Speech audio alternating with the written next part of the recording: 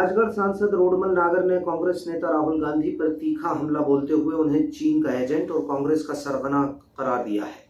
शनिवार को गुना के एक निजी होटल में आयोजित प्रेस वार्ता के दौरान सांसद नागर ने राहुल गांधी की कार्यशैली पर कड़ा प्रहार करते हुए कहा कि वे एक अबोध बालक की तरह व्यवहार कर रहे हैं और स्वयं को देश का महाराज समझते हैं।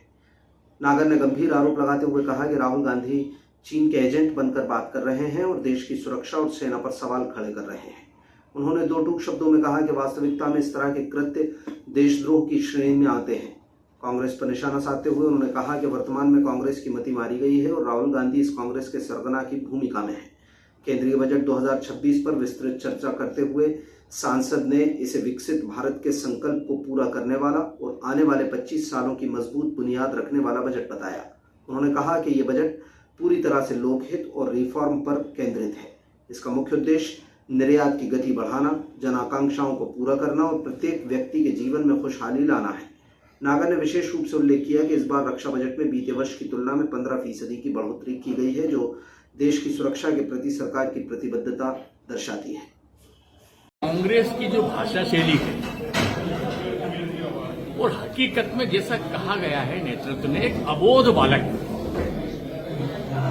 जिसको कांग्रेस ने कैप्चर करके रख रखा है।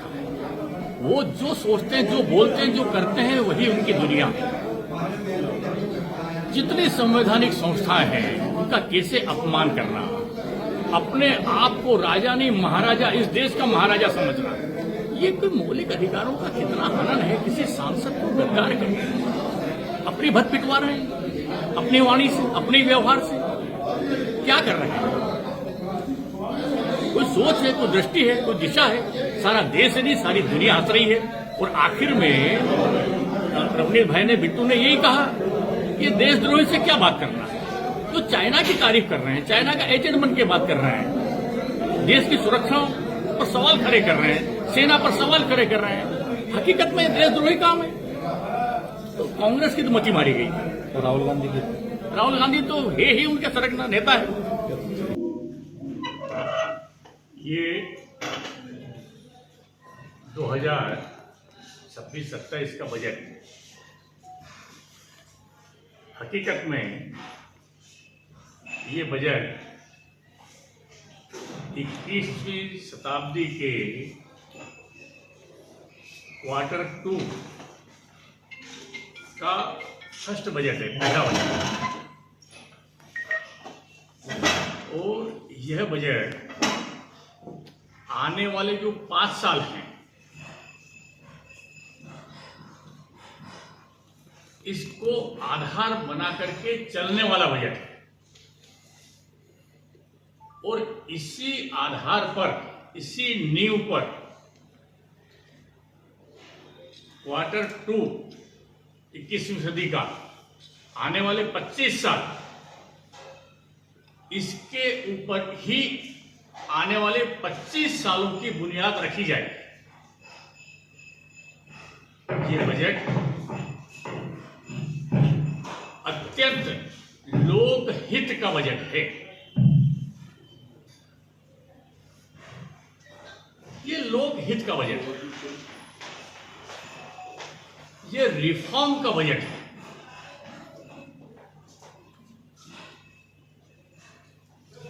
विकसित भारत की बुनियाद आदरणीय प्रधानमंत्री जी का जो संकल्प है कि 2047 में 140 करोड़ नागरिकों की मेहनत और परिश्रम के साथ, उनके सहयोग के साथ हम दुनिया में सबसे ताकतवर देशों की श्रेणी में अग्रिम पंक्ति में खड़े होंगे।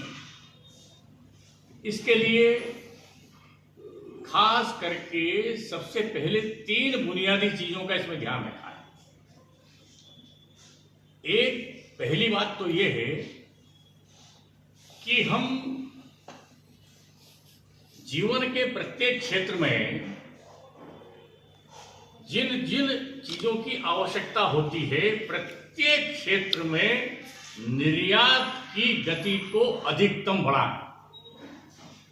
हमारे अपने उपयोग, हमारा अपना उपभोग, इसी के साथ साथ अधिकतम निर्यात करें। दुनिया के प्रत्येक देश में हमारा सामान कैसे पहुंचे। इसी के साथ जो जन आकांक्षाएं हैं, प्रत्येक व्यक्ति की जन आकांक्षाओं की प्रतिपूर्ति कैसे हो, उसका भी इस बजट में ध्यान रखा गया है।